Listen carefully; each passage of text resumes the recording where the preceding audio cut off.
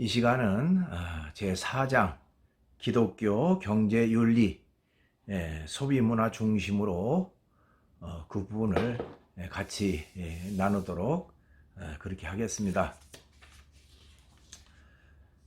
사람이 살아가는 데 있어서 가장 중요하면서도 필요한 것이 바로 경제력이라고 할 수가 있습니다. 근데 더 중요한 것은 그것을 어떻게 잘 사용하느냐 하는 것이죠. 물질이라고 하는 것은 물론 선한 것도 아니고 악한 것도 아닙니다. 중립이라고 말할 수가 있겠죠. 그런데 그것을 어떻게 활용하느냐에 따라서 선하게도 사용할 수도 있고요. 또 악하게도 사용할 수가 있는 것입니다. 그렇기 때문에 물질에 대한 바른 가치관을 가지고 올바로 사용할 줄 아는 그런 자세가 필요하다 이렇게 말할 수가 있습니다. 그래서 오늘 우리가 다루는 부분에 있어서는 이제 맨 앞에는 소비 문화의 시대를 사는 사람들, 그래서 오늘날 이제 다양한 방법으로 소비 생활을 하고 있는데 그 소비 생활이 어떻게 이제 달라지고 변화되어 있는가 되는가 하는 것이죠. 그래서 이제 과거의 소비 문화가 어땠고 현대 근대에 와서는 소비가 어떻게 달라지고 있는지 뭐 그런 내용들이 여기에 담겨 있습니다. 소비 문화의 특징들 또 여러 가지 내용들 다 있고요. 그런가 하면 이제 뒤로 넘어가서는 규모 있는 경제 생활을 하기 위해서는 어떻게 될 것인가. 올바른 물질관이죠. 물질관을 우리가 바르게 가져야 된다는 것이죠.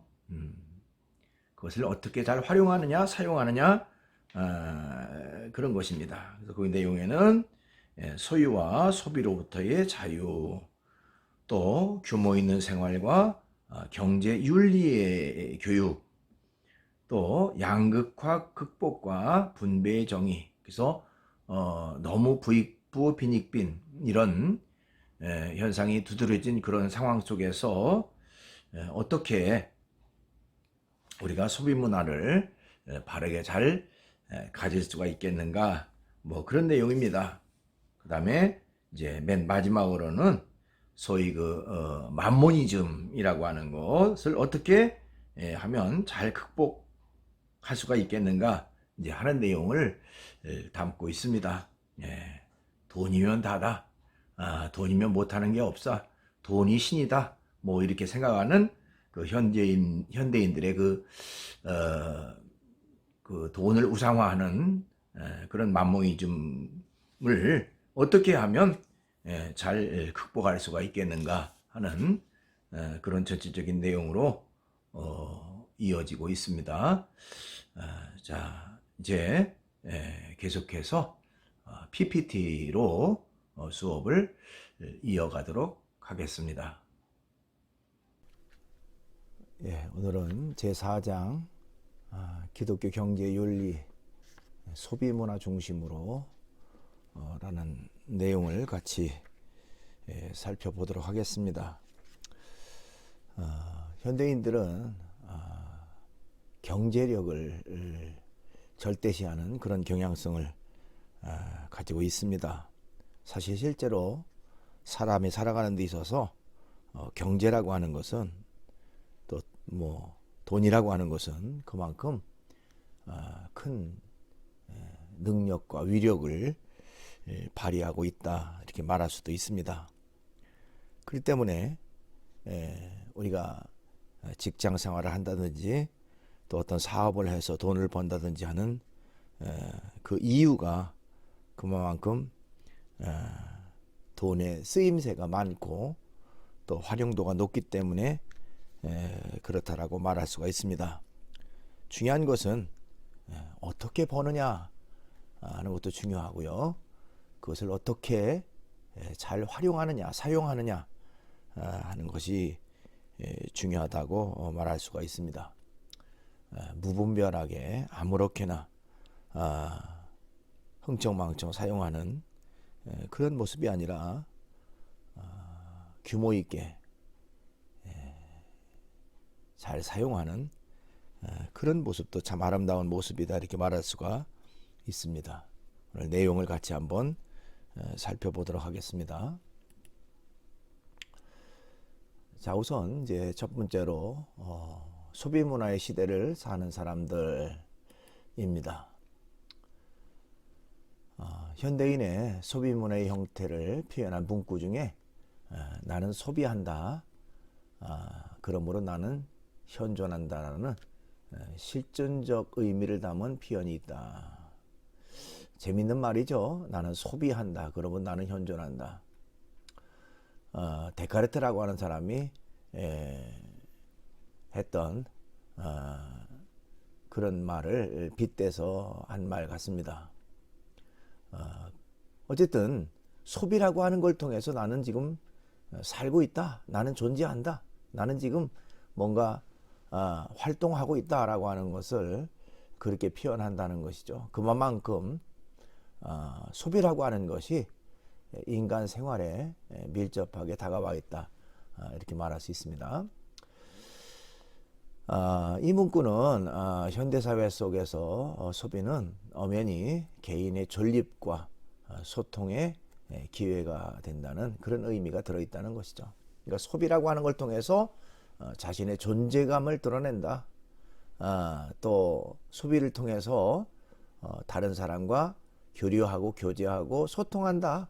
뭐 그런 의미성이 소비라고 하는 것 속에서 포함되어 있다, 이렇게 말할 수가 있습니다.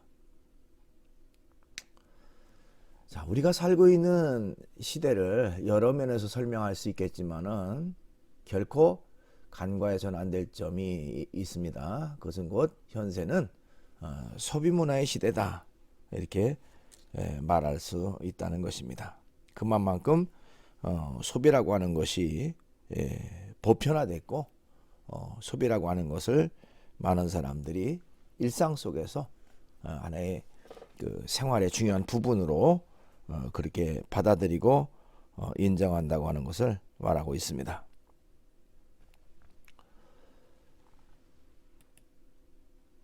자, 현대사회는 이전에 단순했던 사회에 비해서 다양한 종류의 소비를 발생시켜 다차원적인 문화를 형성해 가고 있다, 이렇게 말할 수 있습니다. 과거에는 어떤 그 먹고 사는 일, 당장의 생존을 위한 그런 것에 국한된 소비였다면 현대사회에서는 어떤 미를 추구하는 또 다양한 자기 표현을 위한 그런 수단으로서의 소비가 보편화됐다는 것입니다. 그러다 보니까 소비할 곳은 많은데 경제적인 부분은 한정돼 있으니까, 그래서 이제 사람들이 어떤 사람은 2잡, 3잡 이렇게 일을 하고 또 장시간 뭐 때로는 야간 근무까지 해가면서 돈을 벌려고 하는 그런 어떤 추세를 볼 수가 있습니다. 우리 교재 70쪽 맨 아래쪽에 보니까요, 이 워라밸이라고 하는 개념에 대한 내용이 나와요. 여러분들이 이제 다른 파트에서도 조금 들은 적이 있겠습니다만은, 자, 워라밸이라고 하는 말 개념, 이것은 이제 꽤 오래전부터 있었던 그런 그 새로운 신조어라고 말할 수가 있습니다. 워크와 라이프 밸런스의 그 준말이라고 말할 수 있겠죠. 어떻게 일과 생활을, 일과 삶을 조화롭게 이룰 것인가, 뭐 그런 내용을 담고 있습니다. 그러니까 너무 일에도 치우치지 않고, 또 그렇다고 해서 이제 생활 삶의 내용에서 일을 배제하고 생활하는 데만 중점을 두지도 않고 일과 생활, 일과 삶 이 두 가지를 어떻게 잘 조화롭게 균형을 잡고 이룰 것인가, 이제 그런 것들을 생각하는 것이 이제 워라벨이라고 말할 수가 있는데요. 자, 그러나 사실은 그런 개념이 있음에도 불구하고 그것을 무색하게 많은 사람들이 여러 개의 그 일을 하면서, 여러 종류의 일을 하면서 돈을 벌려고 하는 것은 그만큼 우리가 그 소비라고 하는 것을 다양하게 해야 되는, 또 쓰임새가 많은 그런 세상을 우리가 지금 살아가고 있다, 이렇게 말할 수가 있습니다. 자, 이제 두 번째로 소비 문화의 특징들입니다. 대량 생산, 대량 소비의 구조입니다. 자, 인류가 언제부터 이 대량 생산, 대량 소비의 문화를 향유하면서 살게 되었는가 하는 것입니다. 실제로 그 역사학자들에 의하면 인류 속에 이런 소비라고 하는 것이 하나의 문화로 자리 잡은 것은 그렇게 그 오래된 일이 아니었다고 합니다. 그러니까 근대에 와서 소비가 하나의 문화 형태로 그렇게 자리 잡았다고 하는 것이죠.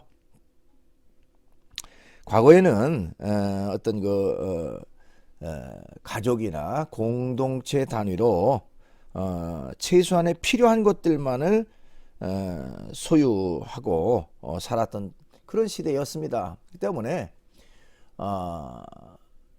그때그때마다 필요한 것들을 소비하는, 또 그 소비라고 하는 것도 이제 어떤 그 당장 먹는 거, 입는 거, 기본적인 것들에 국한돼 있었지, 오늘날처럼 이렇게 그 대량 생산, 대량 소비 내지는 다양한 부분의 소비를 추구하지는 않았다고 하는 것입니다.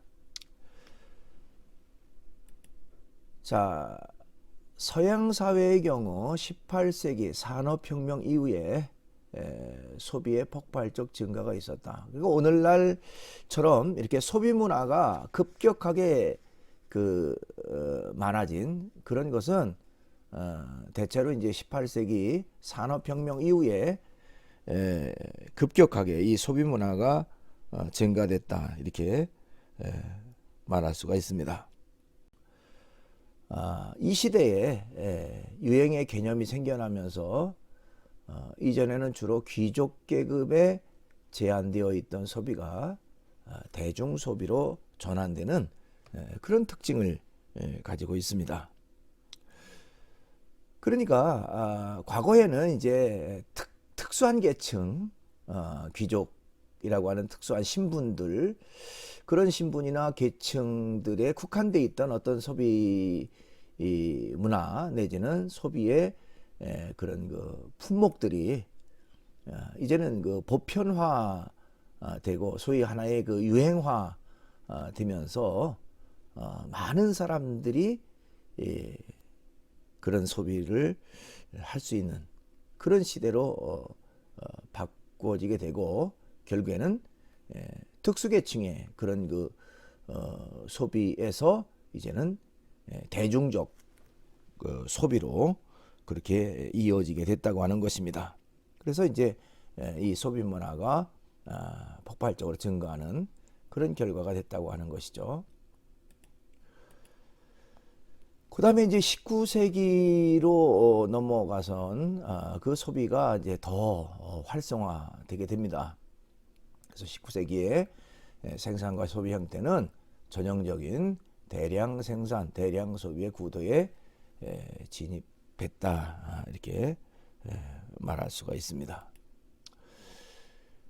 자, 여러분 교재 72쪽 그 중간쯤 보니까요.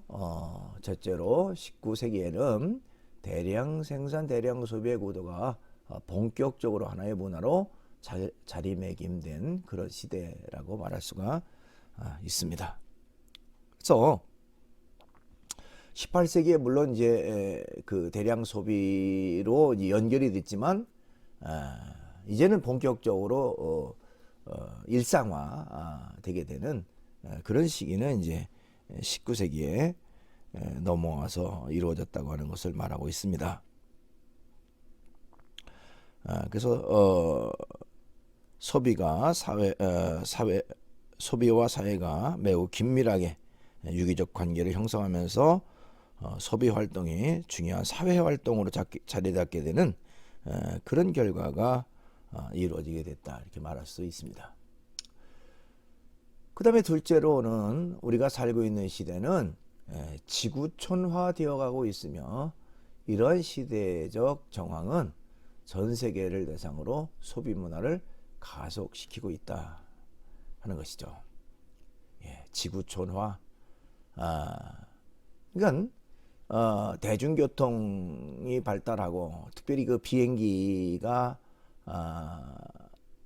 생기면서 어디든지 전 세계 어느 곳이든지 쉽게 갈 수 있는 또 만날 수 있는 뭐 그런 시대가 됐다고 하는 것이죠. 그러니까 지구라고 하는 것이 이제는 하나의 그 이웃 동네처럼 또 하나의 그 공동체, 전체적인 공동체로 되어졌다, 지구촌화 되어졌다 하는 것이죠.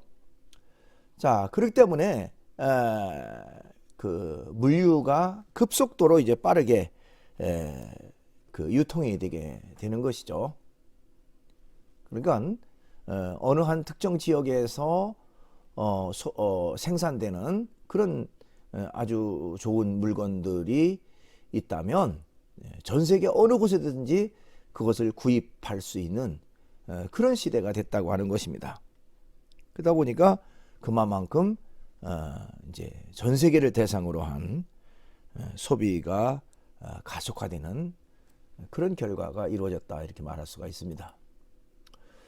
그 다음에 세 번째로는 현대인들은 대량 소비 생활을 통해서 자본주의 경제의 핵심 영역인 상품 생산과 금융 거래에 관여하고 있다 하는 것이죠. 그러니까 아까 서두에 나는 소비한다, 그렇기 때문에 나는 존재한다, 뭐 그런 내용이 있는 것처럼 그만큼 자신들의 그 소비 활동을 통해서 아주 양질의 그 상품 생산을 만들 수 있는 그런 어떤 계기를 마련하기도 하고요. 또 금융 거래가 활성화되는, 그러니까 쉽게 말하면 뭐 돈 회전을 빠르게 하는, 그래서 경제가 좀 잘 순환되도록 하는 그런 결과를 가져온다는 것입니다. 그러니까 이 모든 것들이 다 하나의 톱니바퀴처럼 연결돼 있다는 것이죠. 그래서 전체적인 경제, 그러니까 세계 경제가 이런 소비 문화라고 하는 걸 통해서 하나의 그 선순환되어지고 또 활성화되어지는 그런 결과를 가져오기도 한다 이렇게 말할 수가 있습니다.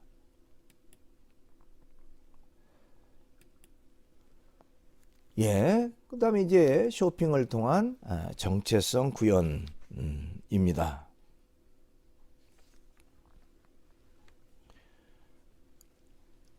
요즘은 뭐 인터넷 쇼핑에 대해서 이제는 보편화되고 하나의 그 생활의 아주 큰 부분으로 자리 잡은 것을 볼 수가 있습니다만은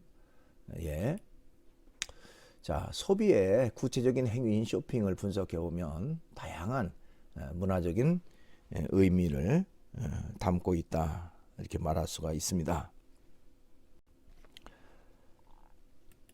그 다음에 이제 그 이어서 또 하인이라고 하는 사람, 토마스 하인이라고 하는 사람은 그의 저서인 쇼핑의 유혹이라고 하는 책에서 쇼핑에는 물건을 획득하고 그것을 이용하여 관계를 형성하고 권위를 확립하는 인간의 오래된 행동 양식이 깃들어 있다, 이렇게 설명을 했습니다.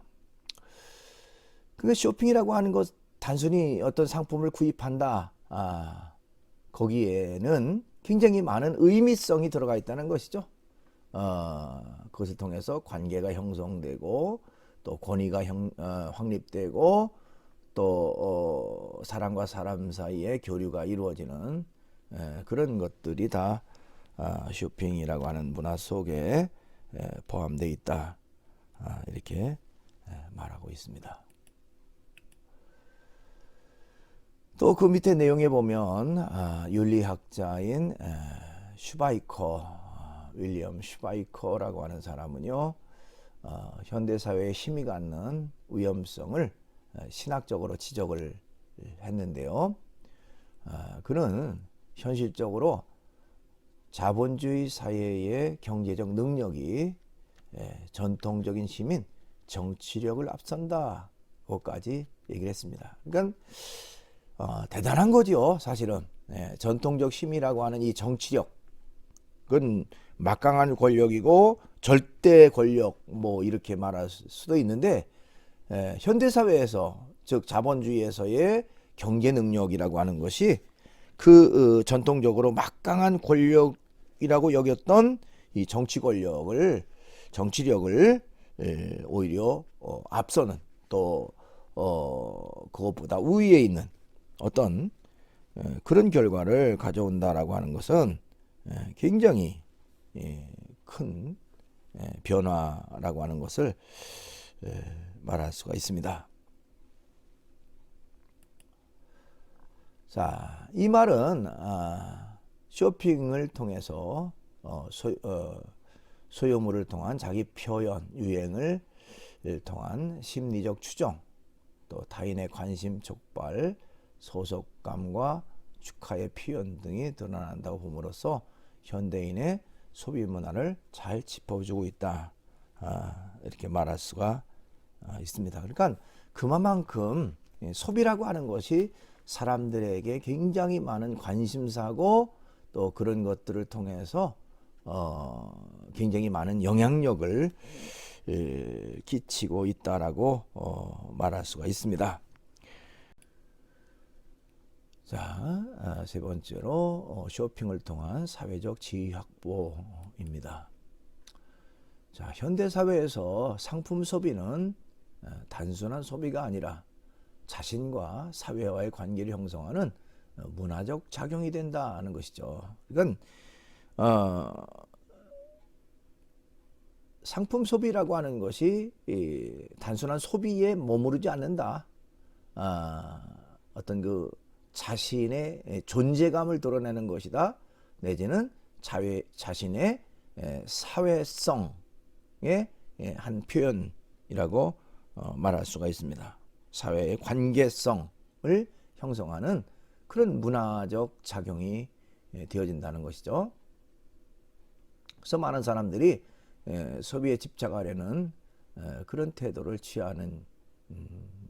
취하고 있다고 하는 것입니다. 자, 대량 소비의 단계를 지나 점차 질적 소비를 추구하는 단계에 다다르면 다양한 정보에 의한 계층 형성을 추구하는 소비를 지향하게 된다. 이제는 이제 대량 소비의 단계에서 아주 질적 소비, 그렇죠? 좀 아까 얘기했듯이 좀 차별성, 개별성, 독특성, 뭔가 자신만의 그 두드러진 그런 어떤 그 취향을 좀 충족시킬 수 있는 그런 쪽으로 소비가 이루어진다는 것입니다.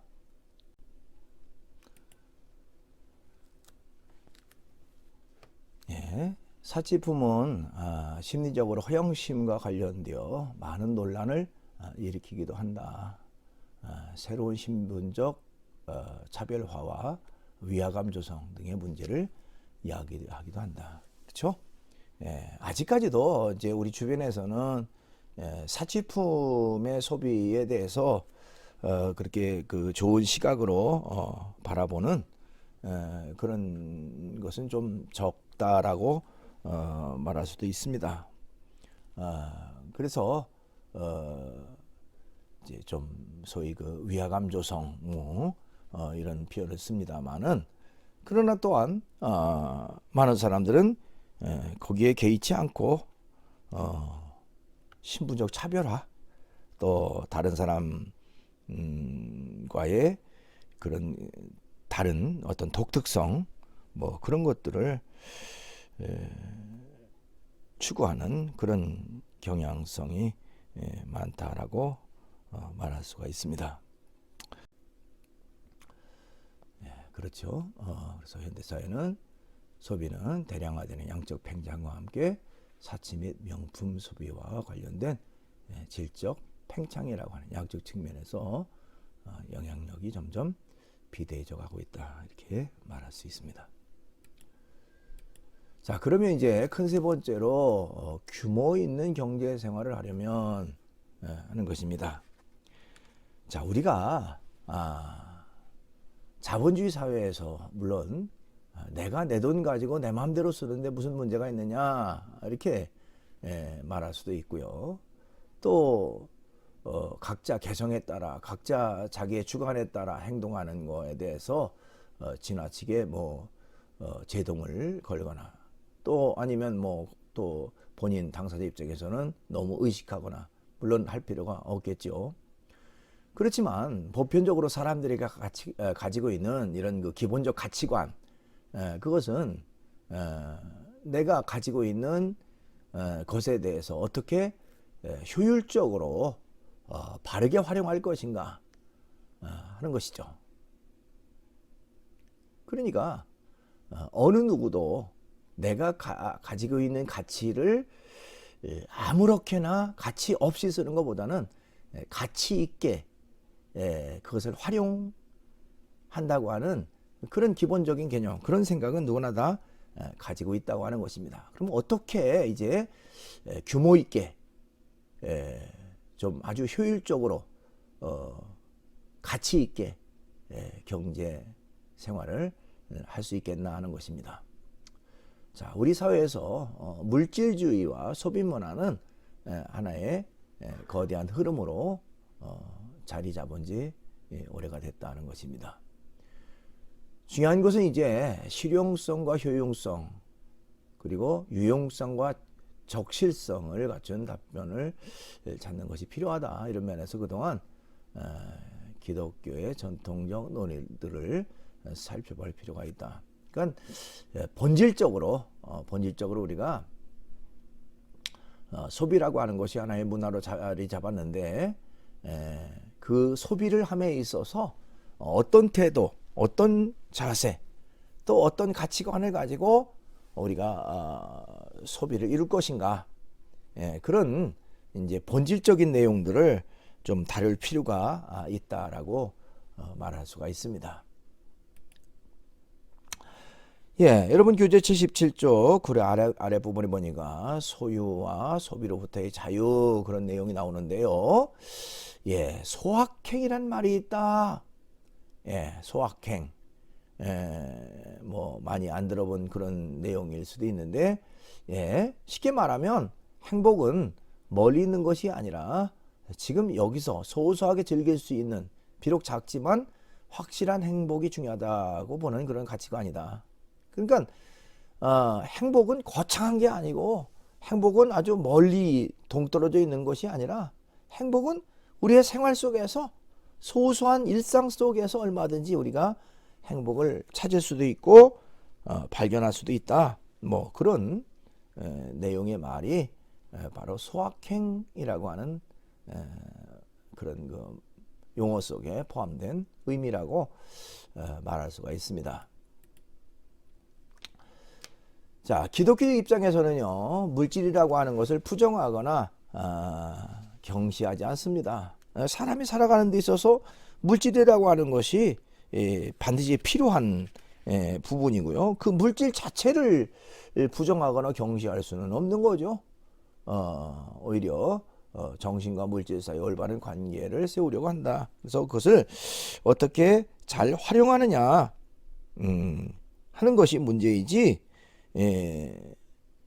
그 자체에 대해서 좀 부정적 어떤 시각, 또 경시하는 시각, 그런 것을 가지고 있지는 않다라고 말할 수가 있습니다. 그래서 물질이라고 하는 것이 결코 뭐 바르지 못한 것이 아니라, 물질은 옳은 것이고 바른 것이고 필요한 것이고, 그렇지만 그것을 이제 어떻게 활용하느냐, 그것이 이제 중요한 문제라고 말할 수가 있습니다. 예, 그러면서 이제 거기 플래처라고 하는 사람에 대한 내용이 나와요. 조셉 플래처라고 하는 사람은 모든 재산, 곧 부는 하나님께 속해 있다, 이런 말을 했습니다. 즉 우리가 가진 재산은 공공의 선을 위해서 사용하라고 하나님이 맡기신 것이라, 이렇게 단언을 하고 있습니다. 그러니까 물질관을 좀 분명히 할 필요가 있다는 것이죠. 우리가 부라고 하는 것이 결국 내 소유, 내 소유이기 때문에 내 마음대로 내가 원하는 대로 사용한다. 물론 뭐 그렇게 말할 수도 있겠지만, 근본적으로 어떤 그 경제관, 물질관에 있어서 절대자가 나에게 맡긴 것이다. 근데 그 맡긴 것은 공공의 선을 위해서 사용하라고 맡긴 것이다. 이제 이런 태도, 이런 자세를 가지라고 하는 것입니다. 그래서 그분은 이제 계속해서 그런 얘기를 했습니다. 개인이 소유하고 있는 재산은 자기와 자기 가족 및 그 밖에 몇몇 사람을 위해서 자기 마음대로 쓸 수 있는 것이 아니라, 진정한 소유자는 오직 하나님뿐이며 그가 사회와 모든 사람의 행복을 위해 사용하도록 각 개인에게 맡기셨다고 보는 것입니다. 이처럼 인간은 하나님을 만물의 소유주로 고백하며 물질 세계를 올바르게 경영해야 할 책임을 부여받은 그런 존재라고 말할 수가 있어요. 그런 그 물질관을 가지라, 그런 얘기입니다. 그렇죠? 물질의 진정한 소유자는 오직 하나님뿐이며 그가 사회와 모든 사람의 행복을 위해 사용하도록 각 개인에게 그것을 맡겼다. 또 우리 입장에서는 절대자로부터 내가 물질을 맡은 자다. 그렇기 때문에 우리가 내 마음대로 내 멋대로가 아니라 어떤 그 위에 나와 있는 것처럼 공공의 선을 위해서 사용하는 그런 태도가 중요하다, 이렇게 말할 수가 있습니다. 그 다음에 이제 두 번째로 규모 있는 생활과 경제 윤리 교육입니다. 성경이 말하고 있는 규모 있는 경제 생활이라고 하는 것은 무엇인가? 성실하고 근면하게 일해서 가족의 생계를 공급하며 자녀 교육과 또 불의의 사고를 예비한 저축과 구제 및 헌금과 각종 세금 등을 책임질 만한 근로 생활을 포괄한다, 이렇게 말할 수 있죠. 그러니까 우리가 어쨌든 그 돈이 있어야 생활을 할 수가 있습니다. 그렇죠? 그러니까 이 경제력과 생활, 삶, 그 자체는 뗄래야 뗄 수가 없는 거예요. 그렇기 때문에 우리가 우선은 성실하고 근면하게 열심히 일을 해서 경제력을 갖출 필요가 있죠. 그래서 그 경제력이 있어야 가족의 생계를 공급할 수 있고요. 또 뭐 여러분들이 결혼을 한다면 이제 자녀 교육, 또 불의의 사고나 또 앞으로 예기치 못할 일들에 대한 대비, 그런 것들을 위해서 미리 어느 정도 좀 저축을 해놓고, 또 구제하는 일이나 헌금하는 일이나 또 각종 세금을 내는 것들을 충당할 수가 있다, 이렇게 말할 수가 있습니다. 자, 일할 수 있는 능력과 기회가 주어져 있는데도 타인의 도움을 받고 살거나 노동에 임하지 않는 무책임한 행위는 용인될 수가 없다. 그렇죠. 우리가 일을 하지 않고 어떤 혜택만 누리려고 한다면 그건 있을 수가 없는 거죠. 그렇죠. 소위 복지사회, 복지국가 가 굉장히 좋은 부분이 많습니다만은 일부의 잘못된 사람들의 생각은 그런 그 복지적 혜택이 잘 되고 그것이 주어졌는데 내가 구태여 힘들여서 일할 필요가 있겠는가, 뭐 그런 생각을 없지 않아 하는 사람들이 있다고 하는 것입니다. 그러나 그것은 잘못된 생각이죠.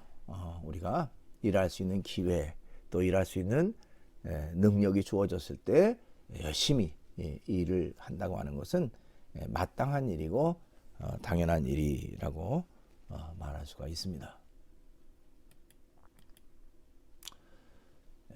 양극화 극복과 분배의 정의입니다. 빈부격차의 심화는 많은 갈등과 문제를 야기하는 원인이 되고 있다. 요즘 이제 소위 부익부, 빈익빈 그런 그 얘기가 참 많이 있습니다만은 빈부격차가 너무나도 심화된 그런 그 시대를 우리가 지금 살아가고 있습니다. 성경은 가난과 관련하여 개인과 사회에 대해 이중적 이해를 보여주고 있다. 이중적 이해, 그래서 나쁜 의미로서의 그런 것보다는 두 가지의 관점에서 이렇게 말할 수도 있겠죠. 자, 개인의 게으름이 가난의 원인이 되기도 하지만 동시에 사회와 제도에도 그 원인이 있다고 본다. 그러니까 가난이라고 하는 것이 왜 이루어지느냐? 우선 기본적으로는 일하지 않으면 가난하게 되는 거죠. 그렇죠? 일하지 않고 아무것도 안 하는데 경제적 혜택을 누리고 넉넉하게 산다면 그게 이상한 거죠. 그러니까 기본적으로 가난이라고 하는 것은 개인의 괴로움이 원인이 된다. 그러나 그것만이 아니다는 거죠. 즉 사회와 제도에도 그 원인이 있다는 것이죠. 제도적인 문제, 어떤 국가 정책의 실패, 뭐 이런 것들이 개인에게 영향을 끼쳐서 개인이 아무리 열심히 일하고 열심히 노력해도 어떤 그 소득이 점점 줄어드는 그런 결과로 연결될 수도 있다 하는 것입니다. 자, 물질로 인한 자만심과 유행에 노예가 되지 말고 언젠가는 모든 이와 모든 것의 주가 되시는 하나님 앞에서 계산해야 한다는 것을 기억하며 마음 깊이 의무감과 책임의식을 가져야 한다. 그러니까 물질관에 있어서 그런 태도를 가져야 된다는 거예요. 어떤 그 유행에 따라서 사치하고 자기 어떤 욕구 충족만을 위해서 사용하는 그런 모습이 아니라 여기 아주 굉장히 좀 중요한 말이 있는 거가 하나님 앞에서 계산해야 한다. 이 계산이라는 말을 이제 내가 그 첨언해가지고 심판이라고 하는 말로 이제 거기다가 집어넣는데요. 즉 우리 인생에 대한 계산할 때가 있다는 거예요. 절대자 앞에서. 그러니까 우리 인생을 어떻게 살았느냐, 그것에 대한 평가받고 심판받을 날이 있다라는 것을 기억한다면 우리가 함부로 아무렇게나 무분별하게 어떤 행동을 하지 않는다는 것이죠. 그러니까 마음 깊이 의무감과 책임의식을 가지고 효율성 있게 또 올바르게 활용하고 사용하는 이 물질관을 가져야 된다. 이렇게 말할 수가 있습니다. 공동체성의 회복을 위하여 입니다. 초기 교회 교부 어거스틴이라고 하는 사람은 사용과 향유를 구분하여 설명했다. 어거스틴 뭐 우리가 잘 알죠. 성 어거스틴 뭐 이렇게 얘기를 하기도 합니다만은 굉장히 좀 그 철학적 내용을 담고 있는 거예요. 사용이라고 하는 말과 향유라고 하는 말은 구분되어야 된다는 것이죠. 즉 향유한다는 것은 그것 자체를 위하여 사랑하는 것을 말하고, 사용한다는 것은 그보다도 상위의 목적을 위한 수단적 사랑을 말한다. 그러니까 어떤 것에 대해서 향유한다는 것은 그 자체를 내가 사랑하는 그런 의미가 있다면, 어떤 목적을 위한 사랑, 목적과 수단을 위한 사랑은 사용이다. 그러니까 이 두 가지가 이제 좀 구분돼야 된다는 것이죠. 그러니까 그래서 그 향유해야 할 대상을 향유하고 사용해야 할 대상을 사용하는 것을 가르쳐 바른 사랑이라고 표현했고, 그 반대의 경우는 왜곡된 사랑이다. 이렇게 말했다는 겁니다. 그러니까 우리가 기본적으로 필요한 것들을 잘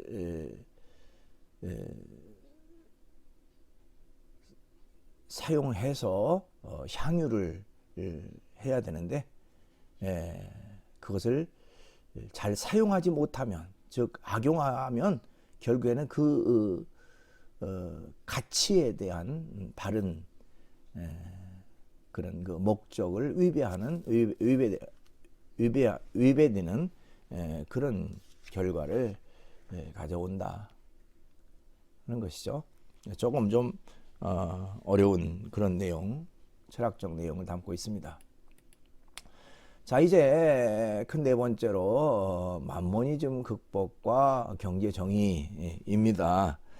여러분 그 만모니즘이라고 하는 말 많이 들어봤는데요. 그 내용을 잠깐 좀 이렇게 정의해 보면, 만모니즘이란 원래 이제 만몬이라고 하는 것은 부를 뜻하는 아람어 만모나라고 하는 말에서 유래된 성서적 용어예요.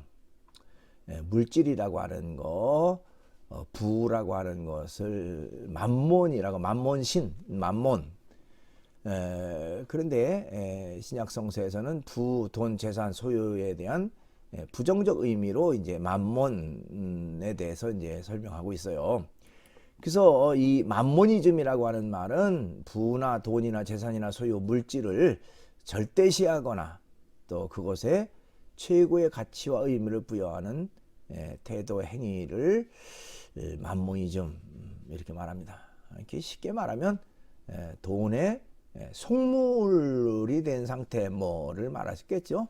돈이면 다 된다는 돈에 완전히 빠져서, 물질에 빠져서 절대적 가치를 두고 사는 사람들을 우리가 만모니즘의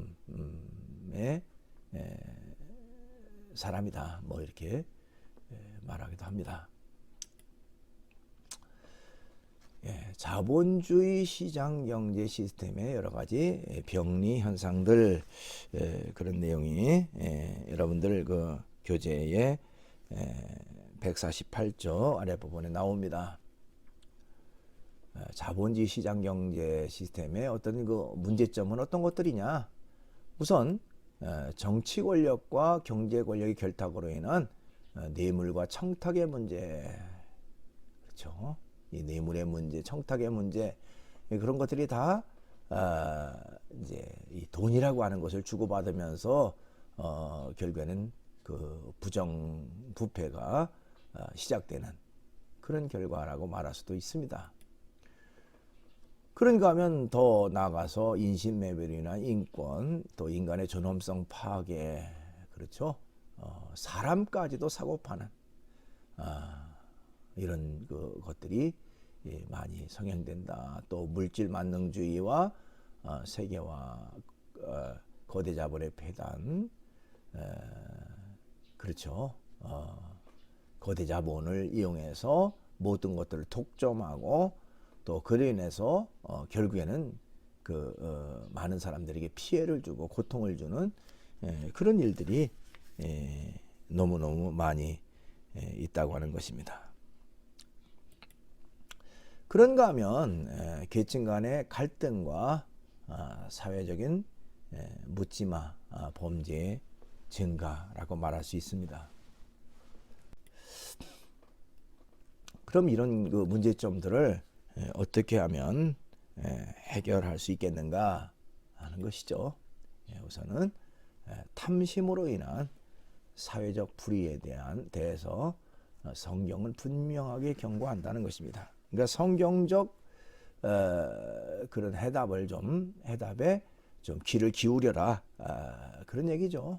물질에 대해서 성경은 분명하게 경고하고 있다. 어떻게 경고하느냐?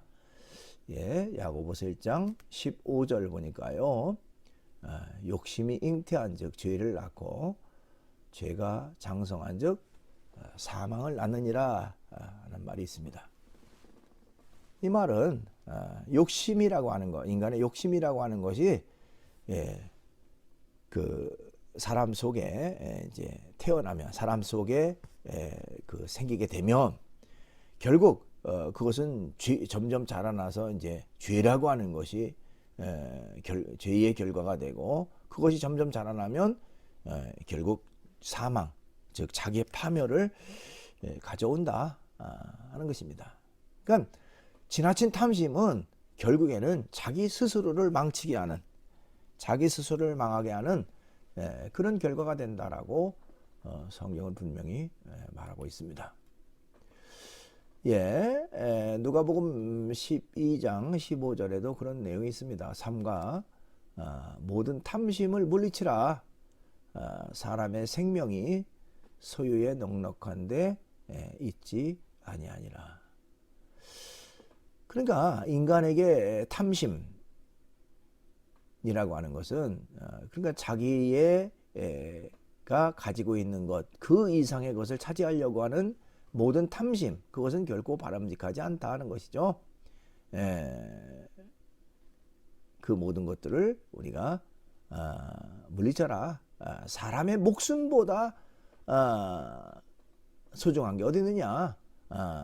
사람이 가장 가치 있는 것은 생명이지 소유에 넉넉한 데 있지 않다. 즉 물질 자체가 사람의 생명을 대신할 수 없다. 생명보다 고귀한 것이 결코 되지 않는다.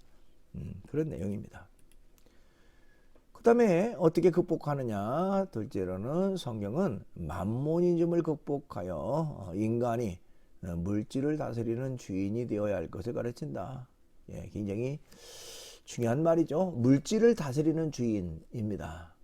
만모니즘이라는 것은 물질이 주인이 되는 그런 어떤 모습이라면 그것이 아니라 인간이 주인이 되고 물질을 다스리는 그런 존재가 되어야 된다는 것이죠. 물질의 지배를 받는 게 아니라 물질을 지배하는 그런 존재로서의 인간의 모습이 되어야 된다는 것입니다.